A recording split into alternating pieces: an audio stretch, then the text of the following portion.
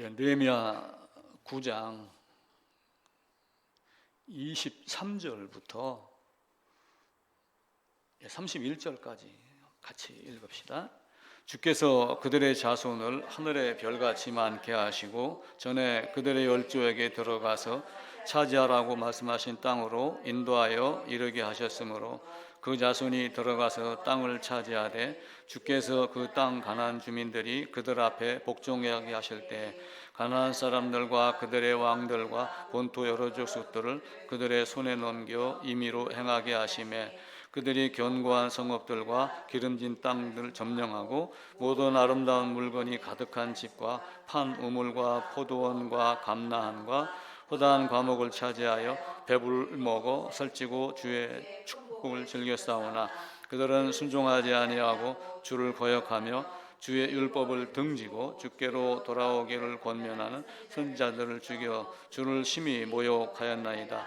그러므로 주께서 그들을 대적의 손에 넘기사 그들이 곤고를 당하게 하시매 그들이 환난을 당하여 주께 부르짖을 때 주께서 하늘에서 들으시고 주의 크신 긍휼로 그들에게 구원자들을 주어 그들을 대적의 손에서 구원하셨거늘 그들이 평강을 얻으니 다시 주 앞에서 악 행함으로 주께서 그들의 원수의 손에 버려두사 원수들에게 지배를 당하게 하시다가 그들이 돌이켜 주께 부르짖음에 하늘에서 들으시고 여러 번 주의 긍휼로 건져내시고 다시 주의 율법을 복종하게 하시려고 그들에게 경계하셨으나 그들이 기만하여 사람이 준행하면 그 가운데 살 얻는 주의 계명을 듣지 아니하며 주의 규례를 범하여 고집하는 어깨를 내밀며 목을 굳게 하여 듣지 아니하였나이다. 그러나 주께서 그들을 여러 해 동안 참으시고 또 주의 선지자를 통하여 주의 영들을 경계하시고 그들이 듣지 아니하심으로 열방 사람들의 손에 넘기시고도 주의 크신 긍휼로 그들을 아주 멸하지 아니하시며 멸하지 아니하셨사오니 주는 은혜로우시고 불쌍히 여기시는 하나님이시니라. 레위기 26장에도 이 말씀이 나온 걸 우리가 같이 한번 찾았잖아요. 아주 멸하지 아니하였다. 그래서 이제 그동안 몇 번 말씀드렸던 것들이 이스라엘이 멸망에 시켰으나 완전히 죽이지는 않았다. 포로로 끌고 가셨으나 다시 되돌려 주셨다라고 하는 것. 그러니까 이제 에스라서 느헤미야 이 부분이 이 성경이 이제 훗날 에스라가 기록을 했어요. 그러니까 에스라는 거의 스룹바벨이 포로 귀환해서 성전을 만들 제2성전이 준공이 된 이후에 오신 분이거든요. 그렇다면은 구약의 역사가 거의 끝나갈 즈음에 다시 옛날 걸 회상을 하는 거예요. 그러니까 다시 회복시켜 놓고 선지자 보내고 결국 이 얘기 사사기라든지 열왕기에 이런 내용들이 다 포함이 된 거예요. 그리고 결국은 포로로 끌려갔는데 끌려가서도 또 결국은 돌아와서 어떻게 했어요? 돌아와서 또 곁길로 빠졌어요. 그래서 이제 하나님이 입이 쫙 벌어져 갖고 입을 다무지 못하고 이놈의 자식들 하고 그냥 입 벌리고 있는 상태. 침묵. 그 침묵이 가장 무서운 진노다. 제가 이제 그렇게 말씀을 드렸죠. 침묵하시면서 우리를 지금 쳐다보고 있는 자녀들 잘못했을 때 매내고 뭐 이렇게 하다가 소리 한번 팍 질르고 그다음에 가만히 눈을 쳐다보고 있는 것만큼 무서운 것이 없어요. 신구약 중간 시대가 사실은 그런 시대입니다. 똑같은 패턴이 반복이 된다. 이제 계속 말씀을 드렸어요. 여호수아가 없고 앞에 살았던 같이 가나안 정복했던 이제 앞에 어른들도 죽고 이렇게 하자 이들이 곁길로 빠지기 시작한 게 사사기 2장에 계속 나옵니다. 주변 나라 신들 섬겼고 사사들의 말에 순종하지 아니하였고 사사가 죽으면 더욱 타락했고 이 내용들이 나와요. 그리고 이제 사사기 마지막에서는 17장 6절부터 사사기 그들의 소견대로 자기들의 소견대로 행하였다 이렇게 이야기를 합니다. 그래서 이 내용이 우리가 이제 이것 읽었지만 이 내용이 사실 어디에 나오냐면 신명기에 나와요. 신명기 31장 32장에 보면은 너희가 먹고 배부르면 어떤 일이 일어나겠느냐? 배부르고 살찌니까 나를 거역하고 등지고 반역했다. 이 내용이 이제 이스라엘을 좀 더 어떤 그 음악 개념이 좀 아름다운 말로 표현한 게 이제 여수룬이거든요. 여수룬이 살찜에 이렇게 하면 31장 32장에 그 내용이 나오죠. 32장에서는 구원하신 반석을 업신여겼다. 이렇게 이야기를 해요. 얼마나 멸시하고 깔보고 결국은 뭐예요? 자기 남편, 자기 자식, 자기 아버지 다 말고 이웃집 남자를 쳐다보고 이웃집 여자를 쳐다보고 다른 사람을 보면서 왜 저 사람은 부자인데 아버지는 이렇게 가난해? 뭐 이런 이야기들 많이 있잖아요. 그 어떤 그 여학생 얘기가 그 설교 무대에 많이 등장을 한 얘기가 하나가 있어요. 미술학원이 등장을 했던가? 엄마가 얼굴에 화상이 많아요. 화상이 많아서 학원에 가서 딸이 그 미술인가 뭘 그리고 졸업식하고 막 이렇게 하고 그러는데 엄마 오지 마라. 친구들하고 지나가다가 엄마를 딱 만나면은 아유 이제 학교 가서 이제 오니? 만약 이렇게 이야기를 하잖아요. 그럼 친구들이 누구야? 그럼 우리 옆집 아줌마. 이렇게 이제 속이고 이제 그렇게 했죠. 커서도 이제 그렇게 했었고 쉽게 얘기하면은 졸업식 때도 오지 마라. 창피하다. 이제 이렇게 얘기를 했는데 나중에 이제 그 이야기를 이제 밝히는 거예요. 이제 그 내용은 남편이 사별을 하고 아주 얘가 태어나고 얼마 안 돼서 사별을 하고 또 밥벌이나 해야 되니까 아이가 잠깐 잠들게 해놓고 이웃집에 품앗이를 하러 간 사이에 불이 난 거예요. 자기 집이야. 쫓아가서 불구덩이 들어가서 아이를 끌어안고 포대기로 싸가지고 밖에다 집어 던지고 그러고 자기는 집 나무가 무너지고 하는데 이런 대고 나왔던 그 이야기를 이제 나중에 자기 딸한테 이제 해주는 거예요. 그러니까 이제 그 딸이 그제사 이게 이제 이런 상처였다라고 하며 그 상처 입었던 것을 알고 난 이후에는 이제 그 상처 가진 엄마를 오히려 더 떳떳하게 대하고 그러니까 예수님을 사실은 별 볼 일 없다라고 하고 죽였잖아요. 근데 죽인 자도 볼 것이요, 찌른 자도 볼 것이요. 나중에 다 그 보게 되거든요. 그래서 우리가 별 볼 일 없이 사람들은 생각을 해요. 그는 얼굴이 섬길 만한 어떤 이런 가치 있는 얼굴도 아니다. 연약한 그냥 짐승같이 끌려가는 이 모습을 보고 기뻐할 사람이 어디 있어요? 메시아로 오셨는데 그런 모습을 보고 기뻐할 사람이 어디 있겠어요? 그러니까 다들 싫어하고 율법주의에 빠지기 시작을 한 거죠. 호세아서에서 이제 마지막에 이 거의 끝나가는 선지서 이쪽에서도 그 이야기를 해요.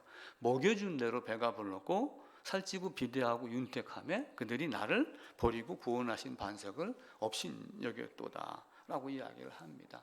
사사시대에 들어가서 이제 백성들이 사사들로 인해서 고통 중에 구원을 받고 또 평안해지면 또 다시 곁길로 빠지고 작업을 반복을 했어요. 그때 당시에 이제 거기에 등장했던 나라가 암몬이라고 하는 나라가 나와요.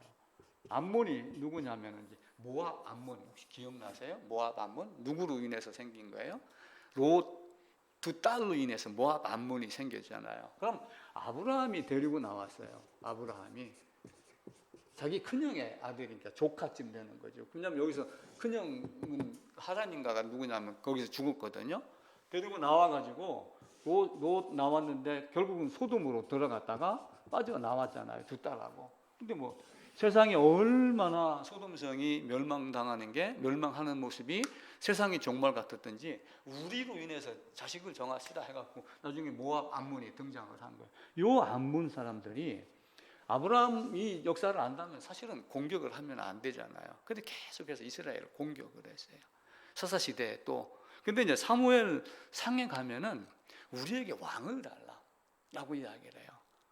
우리에게 왕을 달라. 사울에게 이제 이야기를 하니까 그들이 너를 싫어하는 게 아니라 나를 버려서 이야기를 해요. 그러면서 거기에 너희가 사사시대부터 사람 왕을 구했다라고 말씀을 하셔요. 사사시대 10장, 11장인가 12장인가를 가게 되면 암몬이 공격하는 장면이 나와요. 그 내용을 미리 말씀하면서 그러니까 사무엘 상해 시대에 처음 단 한 번 왕 달라라고 한 것이 아니라 이전부터 그게 겹쳤던 거예요. 근데 참 묘하게 사무엘의 두 아들이 바랐다면 그게 또 왕 구할 것이 아니었잖아요. 근데 묘하게 그들이 역사라는 게 참 묘합니다. 왜냐하면 왕으로 오실 준비를 해야 되니까 왕으로 오실 준비를 하기 위해서 이놈이 틀어지고 왕을 구하고 사울왕 이런 왕은 아니야 해놓고 다윗 시범 보이면서 그리스도 예수 이렇게 이제 나가잖아요. 그렇게 하나님의 역사를 이루어 나가면서 해야 됩니다. 그런데 이제 어떻게 했어요? 사울왕은 사무엘상 13장 15장 이게 두 번이나 거역을 해요. 블레셋 오니까 가서 기다리고 있어. 내가 가서 번제 드릴 거야. 자기가 번제 드렸잖아요. 나중에 사무엘이 이야기를 합니다. 왕이 됐으니까 이제는 아말렉을 진멸해야지 됩니다. 그럼 왜 아말렉을 진멸하라고 얘기를 했을까요? 신명기 보면 그 얘기가 나와요.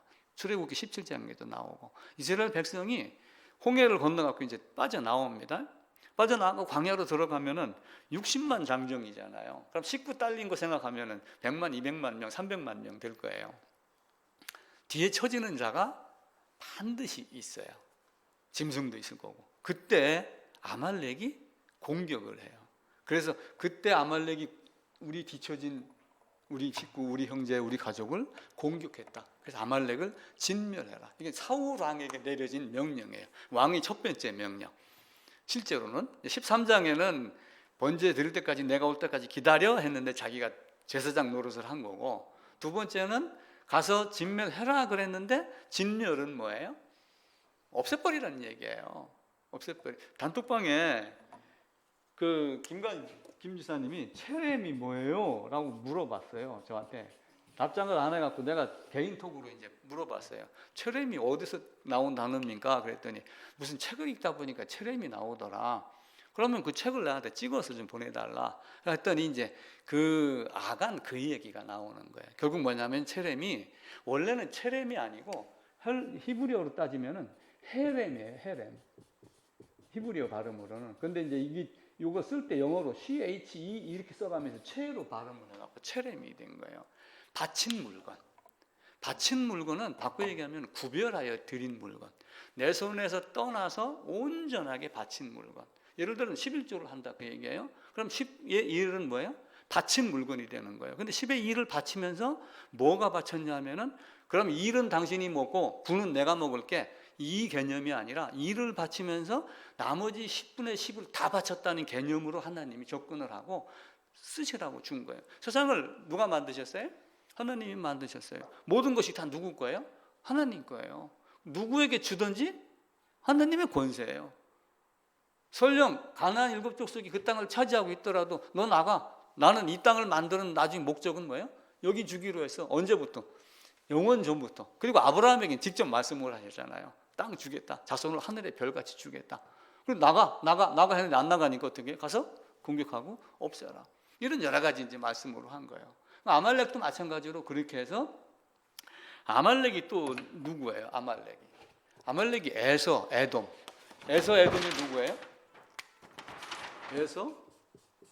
에서는 곧 에돔이더라. 에돔은 곧 에서더라 라고 하는데 여기 형제가 등장하잖아요. 야곱. 그러니까 장자권을 팔았잖아요. 그런데 그때부터 이제 악을 쓰고 계속해서 이스라엘 민족을 괴롭혀요. 이 에서 곧 에돔. 이게 이 후손이 아말렉이에요. 이 후손이 가서 없애라. 없애는 게 하나님의 뜻이면 없애는 거예요. 어떤 사람이 죽었어요. 그럼 죽는 것도 하나님의 뜻이에요. 내가 오늘 집으로 가다가 사고가 나고 죽었어요. 그것도? 그럼 하나님이 죽이는 게 뜻이냐? 그 뜻이 아니라 내가 할 수 있는 권세가 하나도 없다라는 말 자체를 이해를 잘 하셔야지 되는 거예요. 그래서 이렇게 했는데도 불구하고 사울은 마지막에 어떻게 했어요? 신접한 여인을 찾아갔어요. 사무엘을 불어올려라. 사무엘이 올라옵니다. 근데 진짜 사무엘이 아니고 뭐예요? 귀신이 장난치는 것. 거기 이제 속아 넘어간 거예요. 그래서 나중에 성경에서 말씀을 해요. 사울이 죽은 이유는 신접한 여인을 찾아갔기 때문이다라고 더 명확하게 이야기를 합니다. 사울 그렇게 바뀌어 나갔잖아요. 근데 다윗이 못된 길 갈 줄은 저도 미처 몰랐죠. 아까 말씀드렸죠. 사울은 계속 핑계 변명을 냈어요. 끝까지. 그리고 다윗은 선지자 나단이 가서 딱 이야기를 하자마자 즉각 내가 죽일 놈입니다. 내가 잘못했습니다. 그 후로 바뀌었어요. 그러나 또한 인간이라 그도 실수를 합니다. 사무엘하 바세바 근데 어떻게 했어요? 즉각 회개하고 돌아서고 그리고 이제 그 이후에는 하나님의 율법을 범한 적이 없다. 이렇게 성경은 기록을 하고 있습니다. 그래서 예, 저 아랫지방 말로 하면 단디 그래. 단디 마음을 잡아라. 단디 사는 거예요. 담대하고 그냥 굳세게. 우상은 뭐예요? 우상을 뭐라고 말하는 게 가장 좋을까? 제가 고민을 하다가 고린도전서 10장에 가게 되면 우상은 아무것도 아니다 이렇게 나와요. 제가 지난주에 말씀드렸죠. 내가 연필을 깎아 만들었어요. 연필이 위대해요. 보석으로 만들었어요. 금은방에 가져가면 이 볼펜 한 자리에 30만 원 달라고 그래요. 내가 귀해요. 30만 원짜리 볼펜이 귀해요. 내가 귀해요. 내가 막 그지같이 한쪽 다리 쩔뚝거린다 하더라도 사과사람 먹고 종도 안 받아준다 해도 이거보다 이게 내가 귀해. 왜? 내가 만들었기 때문에 그래요. 그 만들어진 존재에다가 무릎 꿇는 어리석은 존재. 결국 우상은 뭐예요? 만들어진 존재. 아무것도 아닌 존재예요. 우상을 만들어요? 눈이 있어요? 귀가 있어요? 입이 있어요? 코가 있어요? 숨 쉬나요? 입 있다고 말하나요? 먹나요? 듣지도 못하죠. 다리가 있다고 걸어 다니나요? 못 걸어 다니잖아요.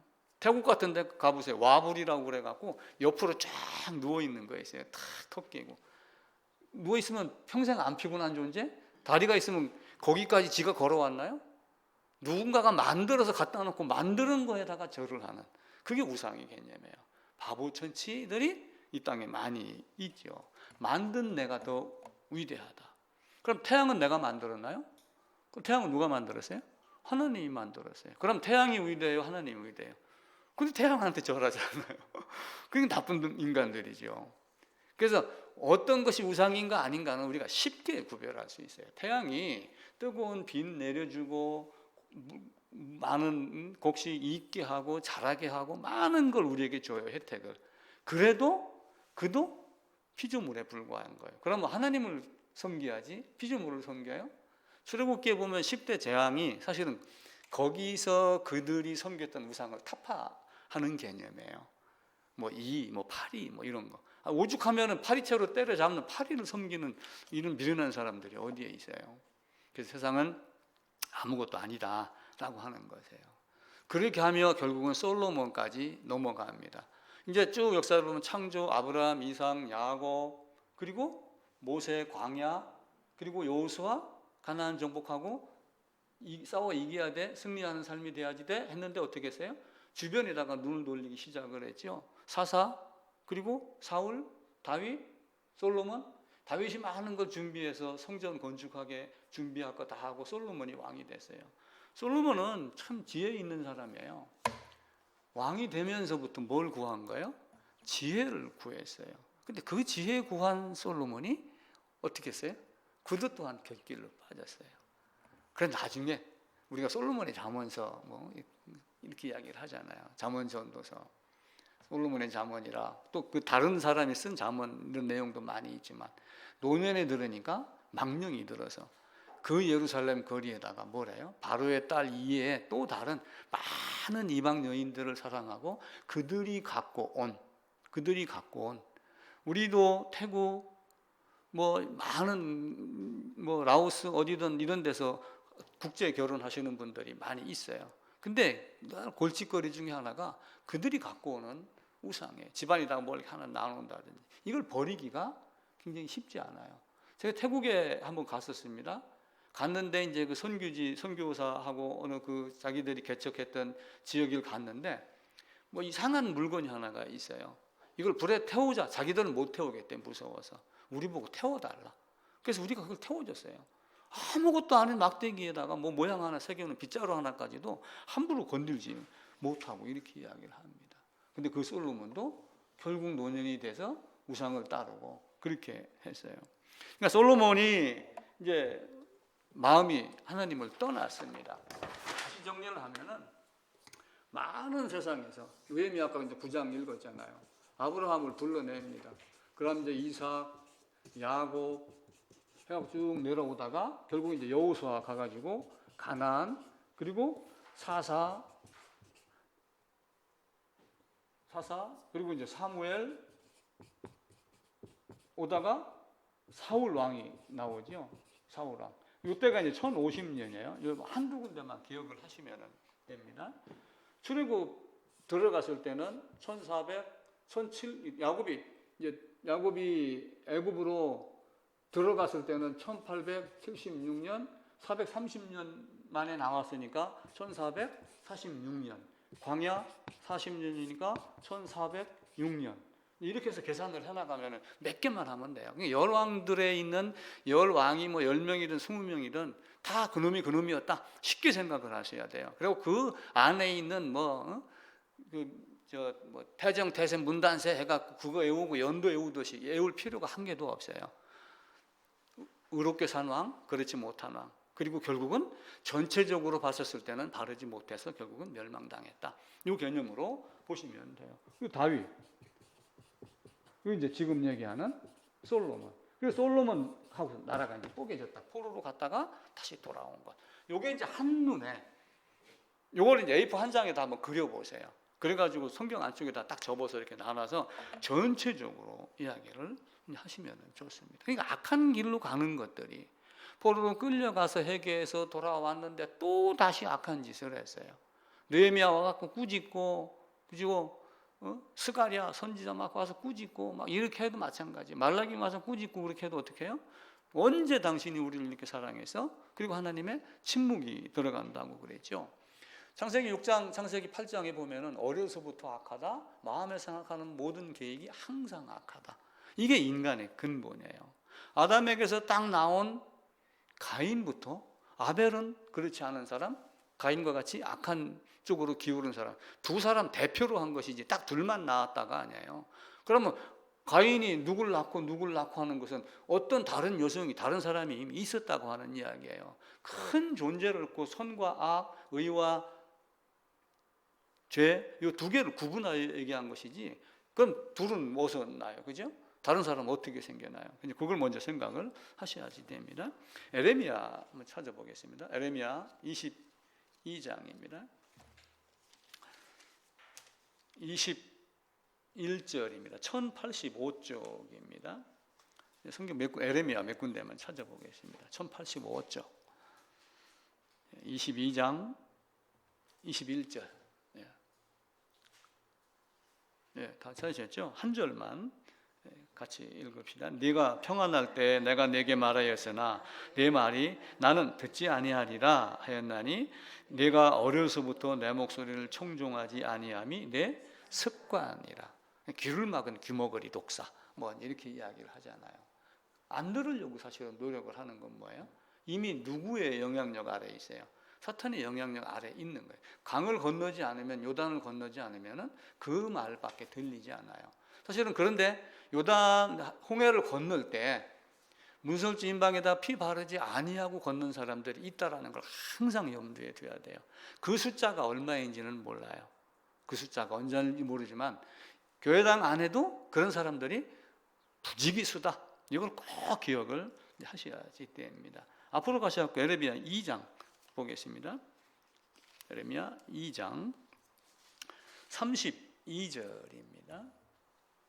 합당한 말씀이 있어서 제가 찾았습니다. 1053쪽입니다. 2장 32절 이것도 같이 읽읍시다. 처녀가 어찌 그의 패물을 잊겠느냐, 신부가 어찌 그의 예복을 잊겠느냐. 오직 내 백성은 나를 잊었나니 그 날수는 셀 수 없거늘. 결혼식 준비를 합니다. 입장식 할 때 팔찌 그걸 어찌 잊겠습니까? 예식장 가서 예복 맞춥니다. 이걸 어찌 잊어요? 잊지 못하잖아요. 돈 많으면 맞춰갖고 평생 갖고 다니는 사람이 있고, 대여를 해도 굉장히 비쌉니다. 좋은 거, 이쁜 거, 자기 몸에 맞는 거 다 고릅니다. 처녀가 어찌 자기 패물을 입고 예복을 입겠느냐. 그런데 내 백성은 누구를? 나를, 여호와 하나님을 잊었다. 참 이 문장이 사회 예를 들어서 한 것이 에레미야 선지자가 기가 막히게 한 거예요. 또 2장 11절 앞으로 가셔가지고 보겠습니다. 11절입니다. 어느 나라가 그들의 신들을 신 아닌 것과 바꾼 일이 있느냐? 그러나 나의 백성은 그의 영광을 무익한 것과 바꾸었도다. 이제 미련하고 곰덩이 같은 사람들이 있어서 돌멩이에다가 절을 합니다. 이게 아론, 예를 들어서 아론이 금송아지를 만들어 놓고 이게 우리를 출애굽시킨 하나님이야 라고 이제 했다고 합시다. 했어요. 그러면은 아론은 하나님이 계신 줄 알으니까 혼나고 돌아왔지만, 그렇지 않은 이방 민족들은 돌멩이에다가 절을 하고, 한 번 이 돌이, 자동차 사도 지금도 명태 달고 다니는 사람들이 있더라고요. 실트램 이런 거, 실타래. 얼마 전에 어느 차를 딱 봤는데 명태가 둘렁둘렁 달려 있는 거야. 그래서 아이고야, 깜짝 놀랐어요, 내가. 그럼 명태를 갖다 놓고 차 고사진했다라고 여긴 사람이 다른 신 찾겠어요? 끝까지 다음 차를 사도 똑같은 행동을 계속 하는데, 자기가 있다고 믿으면 끝까지 그걸 지키는데, 너희는 출애굽까지 했는데도 불구하고 창조주 하나님을 아는 것까지 알면서도 그걸 바꿔? 이들은 안 바꾸는데 너희는 왜 바꾸느냐? 이렇게 하면 그를 꾸짖는 장면이 이 장면입니다. 그래서 너희가 나를 경외함이 없는 것, 19절입니다. 그 밑에 내 악이 너를 징계하겠고 내 반역이 너를 책망할 것이라. 그런즉 내 하나님 여호와를 버림과 내 속에 나를 경외함이 없는 것이 악이요. 그래서 갑자기 생각이 났네요. 경이롭다, 이렇게 경이롭다. 캐나다나 저 핀란드 어디에 가가지고 그 오로라를 보면은 어떤 사람들은 그냥 눈물이 쭉 나온답니다. 어떤 사람들은 그 노랫만 들어도 우는 눈물을 흘리는 사람들이 있어요. 그 하늘의 별을 보고 저도 지금 그 생각을 해요. 내 집 앞에 있던 강변의 자갈밭에 딱 누워서 봤던 그냥 하늘 전체가 별이었던, 그때는 어리니까 이제 감성이 없어서 이게 뭐 이런 건 모르죠. 근데 지금 그걸 떠올리면, 야, 그런 동네를 지금 어디 가서 찾지? 이렇게 생각을 한단 말이에요. 그 신비롭고 놀라운 그 장면, 경이롭다 이야기를 해요. 이 경외로운 것을 경외하는 것, 기뻐하고 즐거워하고 감사하고 하는 경의를 경외할 줄 알으면은 하나님을 떠날 수가 없어요. 복음을 떠날 수가 없어요. 그런데 순간순간 수시로 바뀌는 거는 뭐예요? 인간이, 우리가 이런 얘기를 가끔 해요. 우리는 구원받았어도 믿음으로는 의인이지만 아직은 육체로는 죄인으로 살고 있습니다. 그래서 묘한 말을 하면서 은근히 그 몸에다 그 죄를 묻히듯이 이렇게 그냥 흐려하는 게 있어요. 근데 마음이 올바르면은 몸이 올바르야 돼요. 믿음으로는 의인이지만 아직 육체로 살고 있습니다. 이 말을 저는 하면 안 된다고 생각을 해요. 끝까지 의롭게 살아야지 돼요. 왜 그래요? 마음 가는 대로 몸이 가는 거예요. 근데 마음은 있는데 네가 이 세상에 살고 있으니까 넘어지는 것도 그럴 수도 있어. 근데 회개하면 돼. 이렇게 이야기를 하면은 성경답지 못하다. 저 생각에는 그렇습니다. 근데 이스라엘 백성은 어떻게 했어요? 이제 포로로 가서 끌려갔다 왔어요. 결국 포로에서 70년 있었어요. 70년 안식년 70번 지키지 않았던 것 개념으로 490년이 개념을 이야기를 드렸어요. 포로 끌려갔다가 다시 딱 돌아와가지고 제2성전을 건축을 하고 예배를 드리고 막 이렇게 했는데 또 다시 타락으로 빠진 거예요. 근데 문제는 뭐냐면은 이들이 요 기간 사는 동안, 가나안 땅부터 이렇게 들어가는 동안은 우상이라는 개념이 있었어요. 우상. 근데 포로에 끌려가서는 우상이라는 개념이 완전히 사라졌어요. 이스라엘에 한해서 다른 사람들은 다 있고, 이제 목석을 섬기, 돌멩이 섬기 이런 개념들이 이스라엘 백성에서는 없어졌어요. 근데 뭐가 생겼냐면 이때부터 헛똑똑들이 생기기 시작해요. 우상이 아니라 헛똑똑이가 된 거예요. 헛똑똑이. 대표적으로 사도 바울의 예를 들을게요. 사도 바울 성경 모르는 게 없어요. 소신서를 쓰면서도 이전에 있던 거 다 얘기하면서 내가 율법의 의로는 흠이 없었다라 할 정도로 율법을 철저하게 지켰어요. 물론 그거는 율법주의예요. 그죠? 문자주의고, 복음의 의미를 모르고 뭔가라고 적혀 있는 그 길만 따라가면 되는 줄 알았던 헛똑똑이들이 굉장히 많은 거예요. 그리고 솔로몬이 나라가 이제 이렇게 해서 두 나라가 이제 722년도에 이제 멸망을 합니다. 그리고 또 하나는 586년도에 멸망을 해갖고 나중에 제2성전이 516년도에 준공이 돼요. 이제 갔다가 538년부터 돌아오기 시작을 하죠. 실제는 이제 605년부터 들어갔다가 597년, 이래갖고 요게 이제 마지막이에요. 70년의 개념을 이제 요거하고 요걸로 본다고 그랬잖아요. 포로로 끌려가가지고 다시 돌아왔어요. 돌아와서 우상의 개념은 사라졌는데 요때부터 뭐가 생겨요?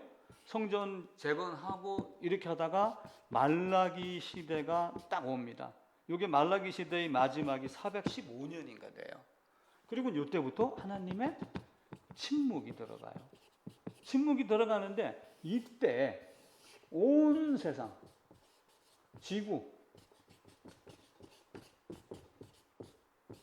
전체에 뭐가 생기기 시작하냐면 철학자들이 등장을 하기 시작해요. 소크라테스, 공자, 맹자, 막 수많은 사람들이 정신각성 운동이 일어나요. 지혜가 뭐냐, 우리의 삶이 뭐냐, 어떻게 살아야지 되느냐, 인생은 뭐 나그네 길, 뭐 구름처럼 왔다 구름 하다못해 이런 내용이 여기에서 다 나오는 거예요. 그러면서 이방은 플러스 우상을 가고 이방은 이스라엘은 이때부터 우상의 개념이 사라져서 오직 하나님라고 하며 그 헛똑똑이들이 뭘 하냐면은 문자주의, 율법주의로 빠지기 시작을 해요. 그러면은 우상을 섬겼을 때가 가장 나쁠까요? 헛똑똑이들이 더 나쁠까요? 여기 이제 우상이에요. 지금까지 아브라함 그 정도에서 계속해서 우상이 내려왔어요. 어떤 게 더 나쁜 걸까요? 예?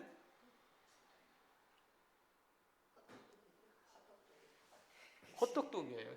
내가 질문하는 의도를 보면 알면서도 죄를 짓는 거예요. 알면서도 죄를 져요.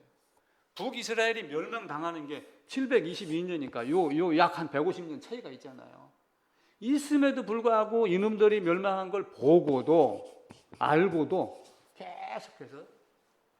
그리고 요 시간이 되면서 더더욱 악의 길로 빠져갖고 그래?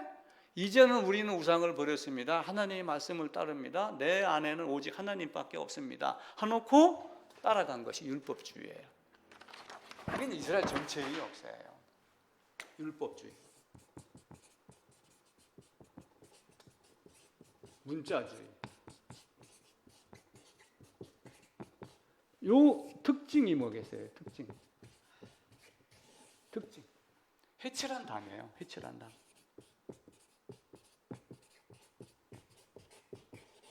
담이 금이 쫙쫙 갔어요. 비가 억수로 내립니다. 흙탕물이 막 산에서 내려와서 아파트 덮이는 그런 그 밑에서 공기놀이 하다가 파묻힐 수도 있어요. 회칠한 다음에 페인트칠 싹 해가지고 없는 것 같이 여기는 거예요. 속에는 악한 것이 있는데 겉으로는 나는 지켰습니다. 이게 사도 바울이 율법에 의로는 흠이 없던 자다의 개념이었어요. 그래서 스데반을 죽이는데도 앞장섰고 스데반을 죽일 때 옷 맞고 있었던 건 뭐예요? 난 대장으로 지키고 있는 거예요. 너희들은 가서 죽여. 이렇게 하는 것이 하나님을 섬기는 것인 줄 그들은 알았어요. 요한복음에 뭐 그 말씀이 나와요. 이렇게 하는 것이 하나님을 섬기는 것인 줄 알았다. 그러면서 율법주의, 문자주의, 그 다음에 이제 예수님 오셨을 때, 그러니까 우상이 물론 우상 나쁘지요. 누가 더 나쁘냐를 제가 묻는 거예요. 누가 더 나쁘냐? 우상, 율법주의 어떤 게 더 나쁘냐? 사실은 이 이중주의 미련하고 곰탱이 갖고 몰라서 이들은 깨뜨릴 수는 있어요. 팍 깨갖고 아니야 임마 그러면 그래요? 할 수는 있는데 맞아 나도 하나님 알아. 너만 세례 받아서 나도 세례 교인이야. 나는 장로야. 이렇게 하면 할 말이 없어요. 그래서 복음서 예수님 가면 이제 율법주의자들이 예수님 주위로 몰려들어요.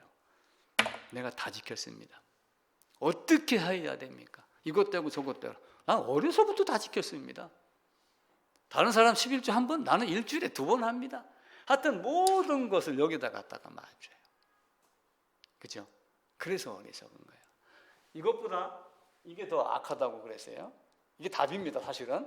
아니라고 우기는 사람한테는 아닌 거예요. 자, 그러면은 우리 옛날에 하루 24시간 중에 가장 어두울 때가 언제예요? 해 뜨기 직전이에요. 해 뜨기, 문자적으로 그렇게 과학자들이 이야기를 하는 거예요. 해 뜨기 직전이 가장 어둡다. 아니면 예를 들어서 뭐 밤 2시, 3시, 뭐 12시 되면 뭐 칠흑 같은 어두움 그러는데 그래도 해 뜨기 직전이니까 약간 뭐 햇빛이 뭐가 어둡냐 이렇게 하지만 해 뜨기 직전이 가장 어둡다는 말로 우리가 표현을 해요. 그럼 예수님이 언제 오셨어요? 가장 어두울 때 오신 거예요. 세상이 가장 악할 때 오신 거예요. 그래서 요한복음 1장이 등장을 하는 거예요. 빛이 비침에 빛으로 오셨는데 빛이 비침에 어둠이 깨닫지 못하더라. 이때 당시에 왔었으면 아니 그래? 골뱅이도 하나님 만드셨네? 돌아섰을지 몰라요. 이때 딱 어둠에 빛이 비치니까 어떻게 해요? 우리도 하나님 알지 않습니까? 우리 아브라함이 우리 아버지예요. 내가 아브라함이 낳기 전부터 내가 있었느니라 그러니까 네 나이가 얼마인데 지금 아브라함 따져? 나쁜 놈. 바뀌는 거예요. 하나님의 성육신 여자의 후손으로 온다? 알긴 다 알아. 아는데 그분인 줄을 모르는 거야. 흠모할 만한 것도 없는 존재가 무슨 얘기야. 가장 별이 빛날 때가 뭐예요? 가장 어두울 때예요. 그게 새벽별이에요. 금성. 예수님이 그때 오신 거예요. 사실은 가장 악할 때 가장 빛나는 모습으로 딱 오셨는데 저리 가 임마. 너는 아니야. 그 예수님이 그 악한 자들에게 죽임을 당함으로 죽으러 오신 목적이 이루어지는 거예요. 그러면서 악한 자는 악한 짓을 한 것으로 죽을 자는 나의 죽음으로 죽음에 연합하게 하고 이렇게 하며 세상을 하나님이 바꿔 놓으셨어요. 씨 뿌리는 비유가 마태복음에 나옵니다. 13장에 밭이 4개의 밭이 있어요. 씨 뿌리는데 씨를 어디다가 뿌려요? 길가에 뿌려요. 가시밭에 뿌려요. 흙이 얕은 요게 키포인트예요. 요게 키포인트. 흙이 얕은 그다음에 옥토. 4개 중에 제일 좋은 건 뭐예요? 옥토. 제일 나쁜 건? 네? 1번, 2번, 3번 중에 그 중에 하나. 이게 율법주의예요. 이중적이고요. 입술로는 마음은 얼굴은 웃는데 속으로는 칼을 갖고 있고. 이게 여기는 이왕 베린룸이에요. 여기는 IBM이에요. 닳고 그래갖고 더 이상 쟁기도 안 들어갈 정도야. 여기는 가만히 나 있고 미련 곰탱이 같은 사람들. 여기는 탐욕이 드러나는 악한 존재들, 보이는 악한 존재들. 돌멩이 숨겨놓고 있어야죠. 그러고서 겉으로 계속 이스라엘 율법주의, 흙이 얕은 돌밭이에요, 전부 다. 근데 그래서 예수님이 말씀하잖아요. 신명기에서도 이야기하잖아요. 이스라엘은 마음의 할례를 받지 못하였더라. 로마서에도 할례는 어디다 해라? 마음에 해라. 왜냐는 마음밭을 갈고 마음 안에 돌을 제하고 그 돌 제하는 게 뭐예요? 그거 다 제하라는 거예요. 근데 그걸 안 하고 이 짓을 한 거예요.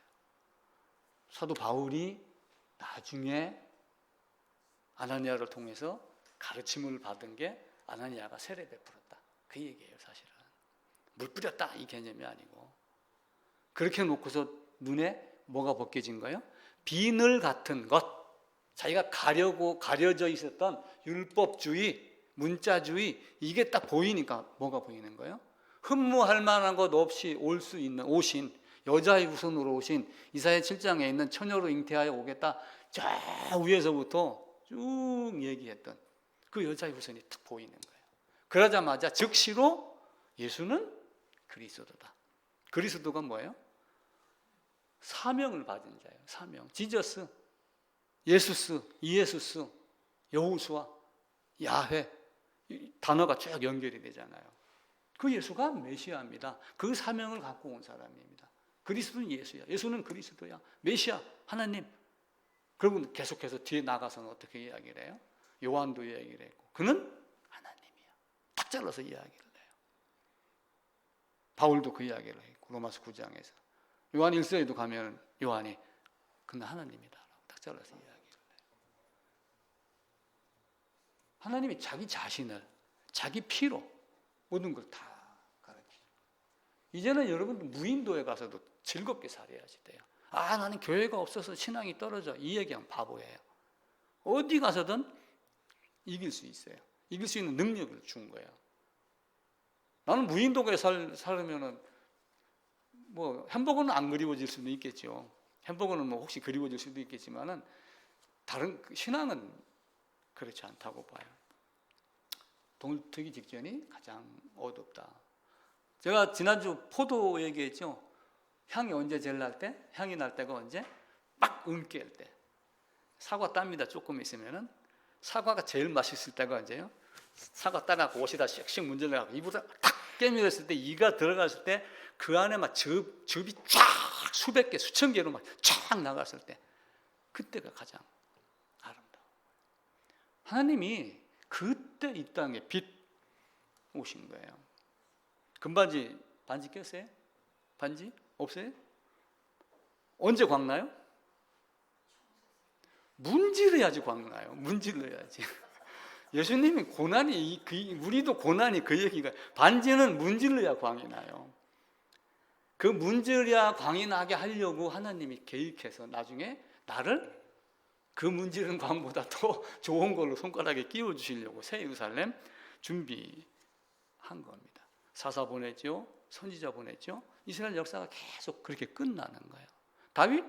안 그럴 줄 알았더니 다윗이 그렇게, 설마 다윗이 그렇게 교육받은 솔로몬이, 아이고, 근데 솔로몬도 범죄를 했잖아요. 그리고 훗날 내가 늙어서 뒤돌아보니 내 인생이 가시밭길이었고 내가 헛걸음을 걸었구나. 그리고 잠언 전도서 쓰고, 그것만 해도 다행인 거예요. 근데 그걸 깨닫지 못하고 그냥 쓸쓸하게 가는 사람들이 많아요. 전쟁은 총칼로 이기는 것이 아니고 당연히 총칼로 이겨야죠. 총칼이 있어야지 공격을 하죠. 근데 실제 전쟁사나 이런 데 보게 되면은 군사를 강을 건넙니다. 적국을 가기 위해서. 한강 이남에서 한강 이북을 나라가 두 개라고 생각을 해보세요. 다리가 없어요.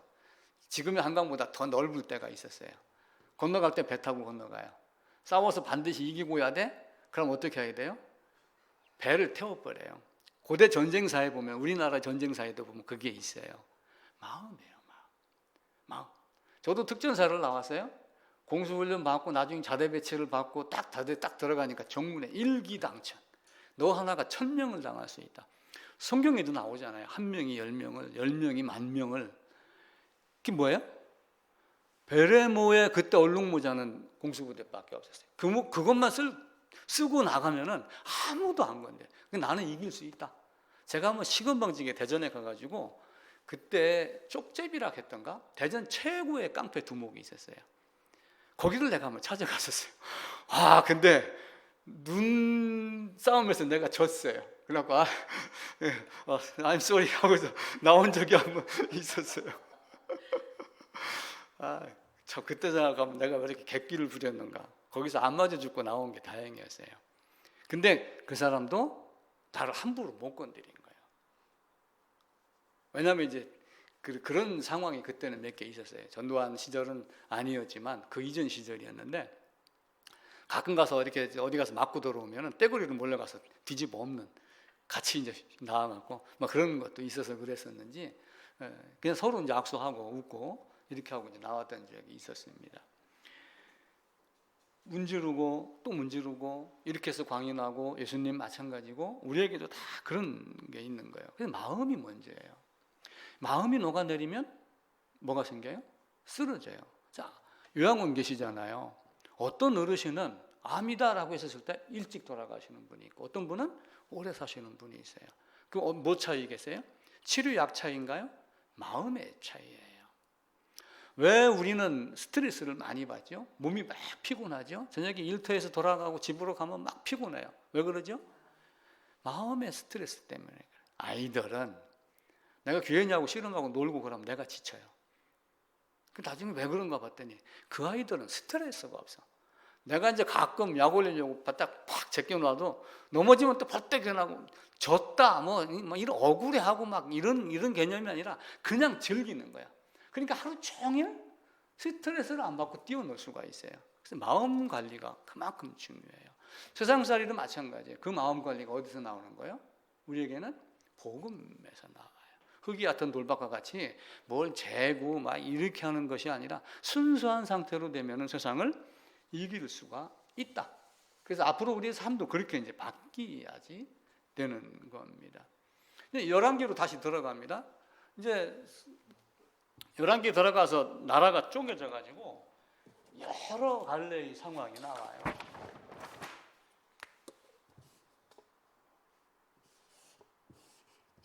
이렇게 하고 이제 북쪽, 남쪽 이렇게 되는데 이게 이제 586년까지 오면서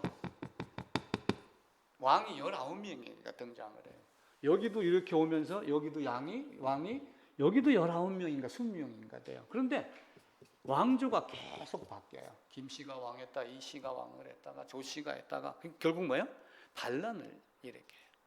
여기는 다윗, 솔로몬, 르호보암 그 유다 족속으로 왕권이 사람만 바뀌고 왕조가 안 바뀌어요.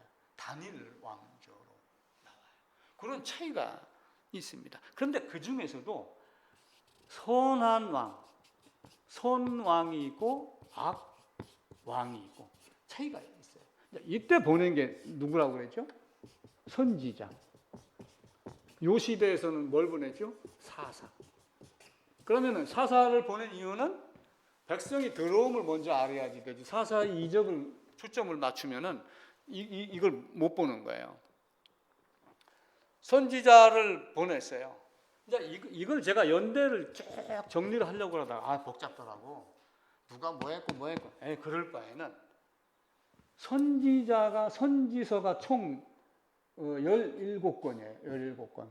대선지서 해갖고 15권, 소선지서에서 12권. 요 17권의 선지자가 어떤 왕을 향해서 어떤 꾸짖음을 했는가 알면은 이게 보이겠다. 그죠? 쉽죠? 그죠? 그렇게 해서 접근을 하려고 지금 준비를 하고 있습니다. 이것도 이제 짧게 할 거예요. 그냥 결국은 뭐예요? 내용은 다 동일합니다. 하나님 버리고 자기 욕심 부리고 우상 따르고 헛똑똑이 노릇하고 이게 전부 다입니다. 아까 읽었던 에레미야 2장 11절도 신 아닌 것과 바꾼 일이 있느냐? 근데 이들은 계속해서 바꾼 거예요.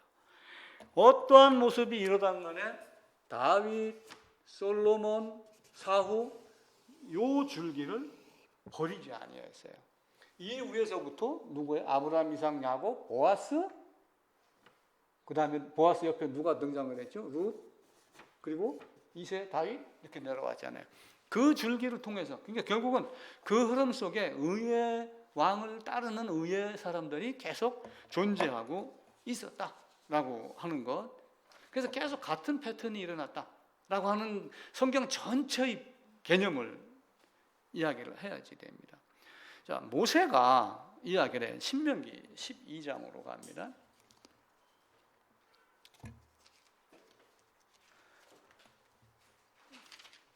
신명기 12장입니다. 12장 8절입니다. 자, 이스라엘 백성이 애굽에서 나와가지고 시내산에서 율법 받고 그리고 여기서 빙글빙글 몇 년을 있었냐면은 38년을 있어요. 약 38년이에요. 그러니까 39점 몇 년 이렇게 되는 거예요. 근데 여기 와서 가가지고 율법 받고 여기 가가지고 정탐했다가 40일, 40년. 그래서 여기서 여기 가는 개념을 약 2년 정도로 본 거예요. 여기 38년 본 거고, 그러면 이제 40년 개념이 되잖아요. 요 훈련을 받고 모세가 여기서 갖고 이야기할 때가 40년 11월 첫째 날 이야기를 해요. 11월 첫째 날. 11월 첫째 날인가? 12월 첫째 날인가? 갑자기 헷갈리네. 제가 찾아볼게요. 신명기 1장 보면 나오죠. 11째 달 첫째 날. 열한 두 달 남은 개념이죠. 이 두 달 남은 개념 동안 지금까지 겪어왔던 모든 것들을 모세가 다시 설명을 해요. 설명을 하면서 신명기 12장으로 다시 갑니다. 281쪽 8절입니다. 우리가 오늘 여기에서는 각기 소견대로 하였거니와 너희가 거기에서는 그렇게 하지 말지니라. 딸이 시집갑니다. 너 엄마 품에 있을 때 띵깡 놓고 아양 부리고 뭐 늦잠 자고 뭐 했었는데 거기 가서는 그러면 안 돼. 시부모도 부모야. 뭐 이런 거 있잖아요. 아들한테 장인도 부모야. 똑바로 해. 거기 가서는 그렇게 하지 마라. 명령을 하는 거예요. 근데 그 명령한 게 그대로 이루어졌나요?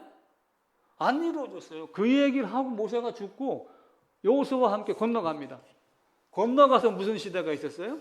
사사시대, 사울, 그리고 나라가 쪼개져서 열왕시대가 계속 여기에서 이루어지는 거예요. 그러다가 마지막에 이놈들 하고 하나님 침묵이고 세상 여기저기 중국부터 많은 나라에서 현자들이 등장을 해갖고 정신, 지적, 많은 도덕적 각성을 일으켜서 우리에게 깨달음을 줘요. 그리고 우리 주님이 오셨습니다. 거기 가서는 절대로 그렇게 하지 마라. 그리고 여호수아서로 갑니다. 여호수아서 1장입니다. 여호수아가 똑같은 이야기를 해요. 여호수아서 1장 7절입니다. 320쪽 제가 읽을게요. 오직 강하고 극히 담대하여 나의 종 모세가 내게 명령한 그 율법을 다 지켜 행하고, 여호와 하나님이 모세를 통하여 여호수아를 통하여 계속해서 이야기를 합니다. 그리고 뒤에 가서 또 여호수아가 마지막에 또 그 얘기를 또 해요. 살기 위해서 나와 내 민족은, 나와 내 집은 여호와를 섬기겠노라. 그렇게 하고 사사시대에 들어갔는데 사사시대의 모습이 어땠어요? 아름답지 못했죠. 저도 여러분들에게 많은 부탁을 합니다. 근데 들려오는 소문이 아닌데 만약에 이래 된다라고 그러면 내가 가슴을 치겠어요, 안 치겠어요? 가슴을 치지요. 자, 이제 열왕기 상하 개요를 짤막하게 보겠습니다. 솔로몬 통일 왕국이 이제 시작이 됩니다. 열왕기 상부터. 그리고 솔로몬이 왕이 되기 직전입니다. 이제 다윗이 죽고 솔로몬이 왕으로 들어가기 시작하는 그 시점에 아도니아라고 하는 친구가 나옵니다. 그러니까 다윗에게 첫째 암논 자식이 많아요. 다윗에게. 그러니까 처첩을 많이 두지 말라 그러는데 다윗도 많이 둔 거예요. 암논이 있어요. 암논. 길르앗이라고 하는 친구가 있었어요. 길르압인가? 그리고 압살롬. 요 얘기는 사무엘 하에 등장을 해요. 사무엘 하에. 자, 암논이 어떻게 했어요? 압살롬의 누이를 좋아했어요. 그래 가가지고 오라 해라 빵 고달라 해놓고 침실로 갖고 들어와라 해놓고 겁간을 해놓고 나서 사랑을 했으면 감사한데 나가! 이렇게 된 거예요. 2년 동안 지켜보고 있다가 암논을 죽였어요. 얼마 못 살고 어려서 죽었어요. 근데 압살롬이 요 일로 인해서 귀향을 가요. 쉽게 얘기를 하면은 귀향을 갔다가 귀향을 합니다. 그래 놓고 반역을 해요. 반역을 하다가 나중에 어떻게? 죽임을 당해요. 죽임을 당할 때 압살롬이 참 풍채도 좋고 머리카락도 길고 해서 나뭇가지에 걸려 있는데 요압 장군이 가서 칼로 찔렀다 그랬죠. 그 찔른 요압도 나중에 다윗이 죽이라고 유언을 해요. 참 이상하죠. 다윗이 죽을 때 유언을 하는데 요압 죽여라. 피난 갔었을 때 사울을 피해 도망갔었을 때 시므이라고 하는 사람이 돌멩이를 던지면서 에라이 등신 같은 놈 다시는 안 올 줄 알고 저놈 죽여라. 딱 이야기를 해요. 그렇게 해놓고 여기에 넷째가 살아남은 아들 중에 이제 마지 개념이 되는 거예요. 아도니아가 있어요. 아도니아가 다윗이 이제 죽었습니다. 다윗이 죽었는데 다윗이 죽기 전에 늙었을 때 누가 있잖아요. 수넴 여자 아비삭이 있어요. 처녀예요. 다윗이 늙었으니까 한 번도 품에만 안았고 몸만 따숩게 있지 정을 나누지는 않았어요. 근데 아도니아가 아비삭이에요. 처음에는 자기가 왕이 되려고 그랬어요. 요놈하고 똑같이. 내가 왕이 돼. 내가 왕이다. 결국은 어떻게 해요? 선지자 나단인가가 무슨 소리 하는 거예요? 나중에 기록은 바세바에게 무슨 약속을 했냐면 솔로몬이 왕이 되기 내 후임이다라고 미리 얘기를 했어요. 전에 이렇게 얘기를 했는데 이게 무슨 일입니까? 라고 하면서 바세바에게 얘기하고 바세바가 가가지고 어찌된 일이요? 그러니까 다윗이 그래 솔로몬 왕이야 라고 딱 하면서 선지자를 보내갖고 기름 부어서 왕으로 삼아요. 반역을 했다가 솔로몬이 왕이 됐다는 소리를 듣고 제단에 뿔을 잡아요. 제단에 뿔을 잡으면 살려주는 일단 내려왔어요. 근데 그렇게 하고 나서 나중에 바세바를 찾아가요. 아도니아가 바세바한테 가가지고 이 아비삭을 나에게 달라고 솔로몬에게 이야기를 좀 해주세요. 그래도 바세바도 또 멍청하죠. 솔로몬에게 가가지고 그럼 아비삭이 있는데 이거 아도니아에게 주면 어떻습니까? 라고 하니까 솔로몬이 화를 내요. 뭐라고 화를 내요? 내 왕권도 달라고 그러지. 이게 우리 계대결혼 얘기했잖아요. 계대결혼하면 뭐가 돼요? 아버지의 처첩을 내가 취하면 아버지 자리에 내가 앉는 거하고 똑같은 거예요. 그러니까 결국은 뭐예요? 이 반역에서 실패를 했는데 내가 이 반역을 통해 가지고 다시 한번 뒤집어 보겠다라고 하는 의도가 있는 거예요. 그래서 솔로몬이 승질이 나가지고 가서 죽여버립니다.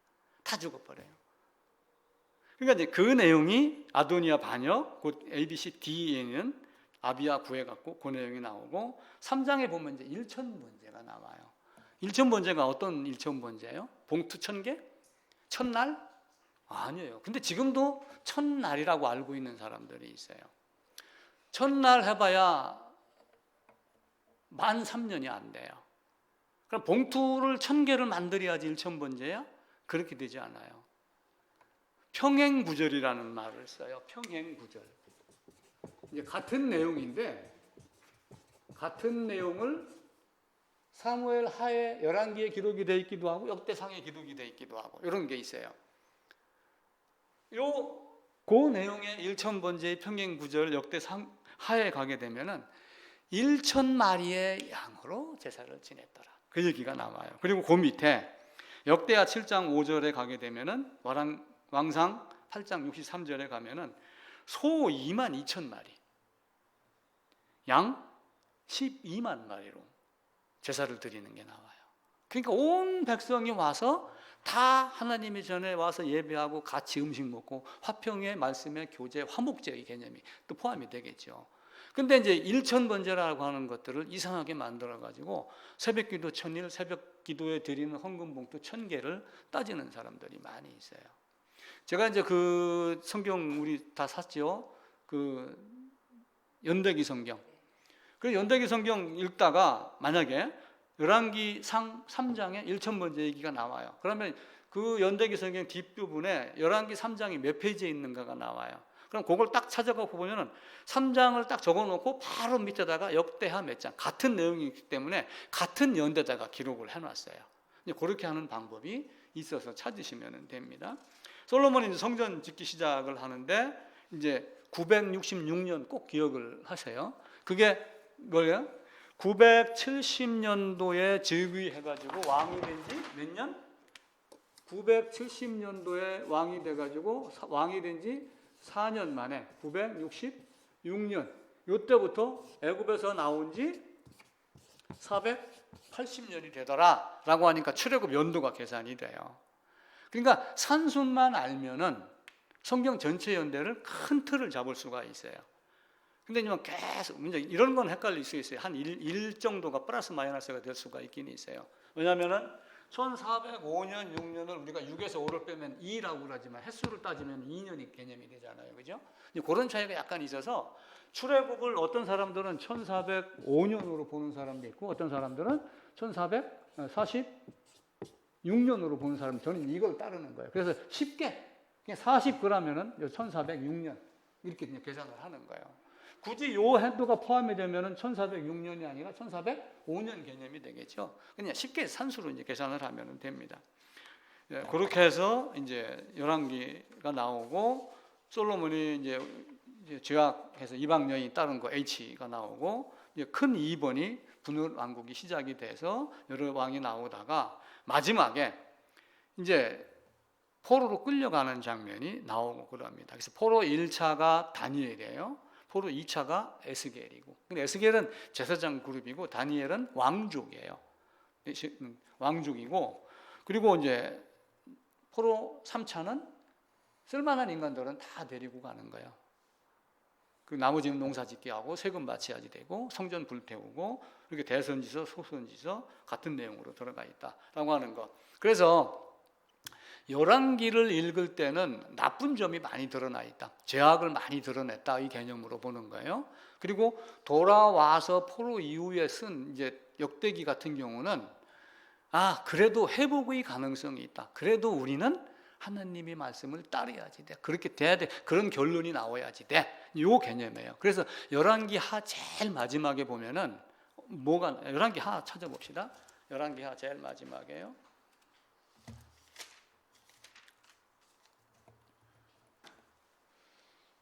608쪽입니다. 열왕기 하 25장 27절입니다. 25장 27절. 다 찾으셨죠? 26절에서 포로로 끌려간 거 586년도가 끝이 납니다. 그런데 그 뒤에다가 뭘 첨가시켰냐면은 여호와 여호야긴이 사로잡혀 간 지 37년 지난 일을 여기다 기록을 해요. 왜 기록을 했을까요? 의도적이에요, 기록자가. 이가 돌아와서 다시 제2성전이 건축될 것이다. 건축되었다. 그걸 여기다가 드러내는 거예요. 그래서 여호야긴이 바벨론 포로로 끌려가서 감옥에 있었는데 나중에 풀려나갔고 왕과 같이 식사를 하며 대접을 받고 있었더라. 회복이 됐더라. 그 이야기가 나오는 거예요. 그래서 이 여호야긴 왕의 손자가 스룹바벨인데 스룹바벨이 포로 귀환하는 인솔자가 돼요. 그리고 이제 제사장 아론의 16대 손이 에스라가 되고 그래서 역대기는 이제 그런 관점으로 선지자는 꾸짖음의 관점으로 그래서 아까 열왕기나 선지자의 내용을 보면 다 꾸짖는 내용이고 바뀌어라 안에 있는 돌멩이 빼내라 이 얘기가 전부 다라고 하는 것. 그 밑부분에 보게 되면은 역대기 제사장적 관점으로 썼다. 포로에서 돌아와서 성전 재건을 시작을 했는데 몇 년 만에 2년인가 만에 성전 재건이 중단이 돼요. 회방꾼들이 많이 있는 거야. 그러다 이제 편지를 주고받고 하다가 다시 시작을 해갖고 20년 후에 공사가 재개돼서 성전 재건을 516년도에 끝냅니다. 끝내고 나서 이제 행복했을까요? 똑같은 패턴이에요. 다시 침체기가 또 와요. 그때 누가 돌아와요? 에스라가 돌아와요. 돌아와서 율법을 가르치기로 작정하였더라. 그렇게 나와요. 그리고 에스라가 와가지고 또 거기는 특별히 또 나무라고 이렇게 해놨어요. 나무로 만든 강대상을 이래놓고 또 이제 그 나무로 만든 강대상을 죽어라고 고집하는 사람들이 또 있어요. 왜냐하면 그때는 아크릴이 없었잖아요. 크리스탈이 없었잖아요. 그렇게 해놓고 성경을 읽는데 약 한 24일 정도간 계속 하루에도 몇 번씩 설교를 하고 근 한 달간 24일간 설교를 하는 장면이 나와요. 아론의 16대 손. 그랬는데도 문제가 자꾸 생기는 거예요. 또 그래서 느헤미야가 와가지고 또 문제 해결하고 느헤미야가 죽고 이후에 말라기 그리고 세상은 하나님의 침묵 이렇게 돌아갑니다. 이제 그 표입니다. 그 다음 장에는 표는 빨리빨리 읽을게 한번 댁에 가셔가지고 표 한번 보세요. 제일 앞에가 출애굽 광야입니다. 출애굽 광야. 이걸 제가 한두 군데 수정을 해갖고 아침에 새로 뽑았는데 제가 다시 가서 내용하고 성구하고 확인해보고 만약에 틀리면은 제가 다시 얘기할게요. 출애굽 1876년도에 제일 위에요. 1876년도에 70명, 75명 사도행전에는 갔다가 430년 만에 나옵니다. 왼쪽에 205 애굽 출애굽 1446년 그 밑에 칸 430년 만에 라고 나오자마자 무럽다 그러죠. 근데 여기 출애굽기 17장에 보게 되면은 호렙산에 하나님이 말씀을 하셔요. 내가 서 있는 그 반석을 치라. 그 누구를 치라는 얘기예요? 하나님을 치라는 거예요. 그 하나님을 치는 내용이 사실은 어디에서 나와요? 반석이 누구라고 그랬어요? 그리스도 예수의 죽음. 내가 서 있는 그 반석을 치라라고 하며 하나님이 해야 할 일을 하면서 생명수를 공급을 하는 장면을 미리 언급을 하시는 겁니다. 그렇게 해서 시내산 도착을 하는데 3개월 되던 날 도착을 하죠.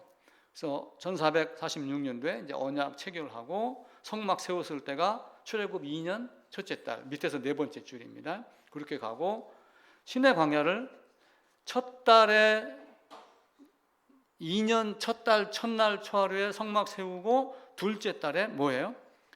그 한 달 기간 동안 사실은 레위기를 말씀했다 이렇게 보시는 게 좋아요. 그렇게 하고 시내 광야 출발하기 전에 인구가 몇 명인가를 숫자를 셉니다. 숫자를 세는데 이 내용이 출애굽기 38장에 나오는 숫자하고 동일한 숫자가 돼요. 60만 3,550명 그 뒷면입니다. 그리고 둘째 달 10일 날 시내산을 출발해갖고 광야로 들어가서 정탐했다가 보고하고 그래서 이들이 시내산을 출발을 해가지고 시내산을 출발해서 가데스라고 하는 곳으로 가요. 여기 잠깐 봐보세요. 가데스로 가는데 이제 뭐 길이 뭐 이렇게 되겠죠. 요 길이 신명기 1장에 보면은 10하루길이다라고 나와요. 11일 걸린 거예요. 11일 10하루길이다. 그래서 가나안 정탐하고 돌아왔는데 요 장소가 어디냐면 돌아와서 여호수아에게 가나안 갔다 오고 나니까 이렇습니다라고 했는데 그 장소가 가데스예요. 가데스. 그래서 광야는 가데스에서 시작해서 가데스로 끝난다. 이렇게 보는 거예요. 가데스에서 시작해서 가데스로 끝나는데 신명기 2장에 보면은 광야의 기간이 몇 년이다? 38년이다. 이렇게 나와요. 38년. 가서 정탐하고 보고를 했을 때 가데스에서 보고했다. 근데 정탐하기 전에 나중에 얘기가 나와요. 가서 정탐을 하는데 너희가 먼저 가보겠다고 하지 않았느냐. 가보겠다고 해놓고 나서 뒷소리해? 가라 가면 가면 그만이지. 그 얘기가 나와요. 민수기 20장으로 가보겠습니다. 민수기 20장.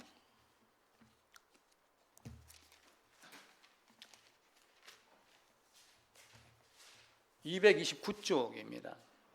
20장 1절. 20장 1절. 첫째 달에 이 첫째가 언제예요?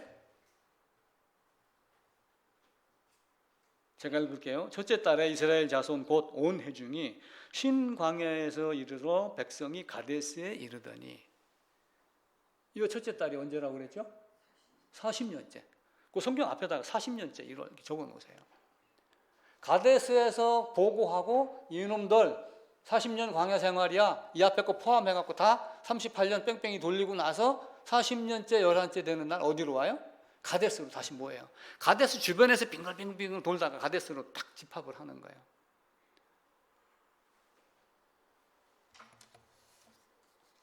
그리고 이제 여호수아가 시작이 되죠. 그 뒷장입니다. 여호수아 가나안 입성이 언제예요? 광야 40년 끝나고 모세 죽고 여호수아가 입성을 했으니까 모세가 죽은 1406년도가 가나안 입성한 해가 되죠. 가나안 입성했었을 때 연대 개선은 이제 나중에 뒤에 보면 설명이 또 있긴 있어요. 여호수아서 14장에 가게 되면은 여기서 출발해 갖고 가나안 정탐할 때 갈렙이 있었는데 유다 지파에 그때 내 나이가 40세였습니다. 라고 이야기를 해요. 40세였는데 가고 나서 총 40년이지만 광야를 몇 년 했어요? 38년 돌았으니까 몇 살이 돼요? 78세가 돼요. 나중에 여호수아가 땅 분배를 할 때 내가 지금 85세입니다. 여기서 이야기를 해요. 내가 지금 85세입니다. 이제 정복을 하고 그 다음에 분배를 할 때요. 그러면은 요때부터 요때까지는 몇 년 차이가 나요? 7년 차이가 나잖아요. 그래서 가나안 정복 기간을 7년으로 보는 거예요. 내 나이가 지금 85세입니다. 그러니까 그 전에 이미 모세를 통하여 주기로 약속한 땅 주세요 해갖고 줍니다. 14장 7절, 8절, 9절, 10절에 그 내용이 나와요. 그런데 이제 여호수아 나이가 명확하지 않다고 그러는데 이제 많은 학자들이 이런저런 자료를 통해서 이때 여호수아가 92세다. 근데 여호수아가 110세에 죽었다. 그래서 18년 갭을 두는 거예요.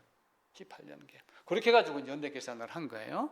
그렇게 하다가 사사시대가 언제인지는 모르지만은 사울이 왕이 된 해가 1050년이다. 이게 딱 등장을 해요. 그렇게 갖고 요때 여호수아가 110세 죽은 나이를 딱 계산을 하면은 BC 1381년도가 나와요. 그러니까 81년도부터 사울이 왕이 된 1050년 사이 요때가 사사시대다. 엘리 사무엘까지 포함한 그 개념으로 이제 보시면 됩니다. 그 내용이 이제 그 있습니다. 그 뒷면 한번 볼게요. 예, 그 뒷면에 이제 그 내용이 설명이 쭉 되어 있습니다. 그거 보시면 되고, 세 번째 장 통일왕국 시대입니다. 예, 사무엘 왕해서 1050년 세웠죠. 그 밑에 아래쪽 사울의 자결이 나와요. 1010년도입니다.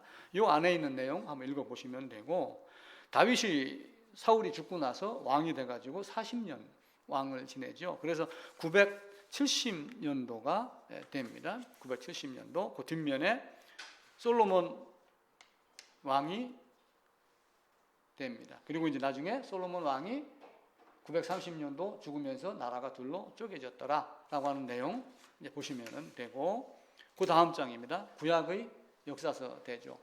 그 앞에다 내가 번호를 나중에 프린트를 하고 매겼어요. 1, 2, 3, 4. 프린트를 해놨으면 그 번호를 넣었으면 참 좋은데, 이 내용은 한번 쭉 읽어보시면 됩니다. 앞뒤 장으로 해서 세 장인가가 이렇게 있습니다. 그래서 제일 마지막에 고레스의 귀국 귀환 명령이 떨어지는 것이다. 근데 와가지고 결국은 뭐예요? 제2성전, 에스라, 느헤미야, 그리고 말라기, 하나님의 침묵. 이것이 전부다.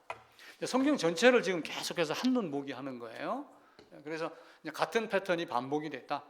우리도 100년을 살아도 하루의 반복이에요.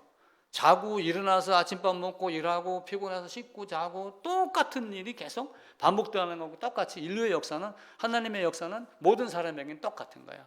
하나님의 시간과 우리의 시간은 다르기 때문에 하나님의 관점과 우리의 관점은 다르지만 결국은 에덴에 범죄한 아담의 죄를 없애고 둘째 아담 안에서 행복해지는 것, 이게 신앙의 개념이다. 이렇게 보시면 됩니다. 예, 마치겠습니다.